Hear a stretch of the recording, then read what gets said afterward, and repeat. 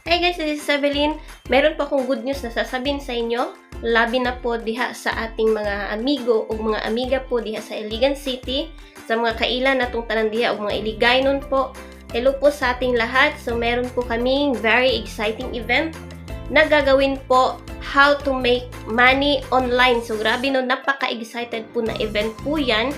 So kung gusto niyo pong umattend, just PM me. So ang location po niyan is sa McDonald, Tibanga po yan Highway. Okay?